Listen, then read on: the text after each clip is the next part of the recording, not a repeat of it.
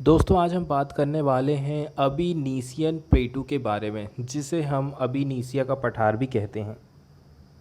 यहाँ पर 18 नंबर का जो एरिया आप देख रहे हैं, यहीं पर इसकी लोकेशन है अबीनीसिया के पठार की।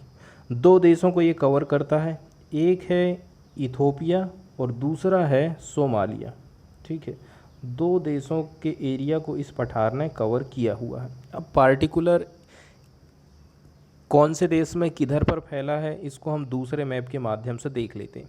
ठीक है, तो पहला मैप हम देखे हैं कि अबीनीसिया का पठार किधर पर पड़ेगा, अफ्रीका के पूर्वी हिस्से में पड़ेगा।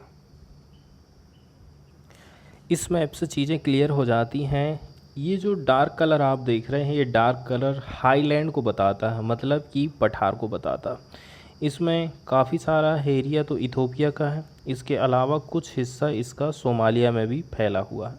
तो दो कंट्री में क्या बोलते हैं, अबीनीसिया का पठार फैला हुआ है।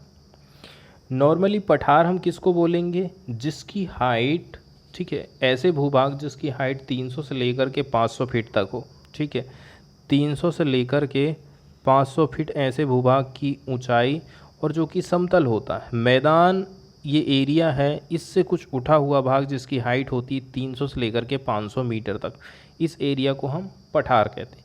लेकिन केवल हम हाइट से, ठीक है, लेकिन हमने केवल यदि हाइट बता दिया है कि 300 से 500 फीट की हाइट यदि है तो उस एरिया को हम पठार कहेंगे, ये सही नहीं होता है,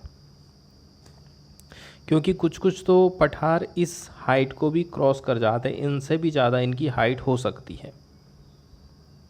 पर्वतों को भी हम कई श्रेणी में बांट देते हैं, जैसे कि कई पठार दो पर्वतों के बीच में उनकी लोकेशन होती है, उनको हम बोलते हैं अंतर पर्वतीय पठार। जैसे कि इस पिक्चर में आप देख रहे हैं, एक पर्वतीय है और दूसरा पर्वतीय है, दोनों के बीच में जो पठार बना है, ये वाली ज़मीन, इसको हम कहेंगे अंतर पर्वतीय पठार। एक होता है पर्वत पदीय पठार। इसका मतलब ये है, पर्वत है, फिर बीच में पठार है, उसके बाद मैदान है। तो मतलब पर्वत और मैदान के बीच में जो पठार बनता है उसको हम कहते हैं पर्वत पदीय पठार।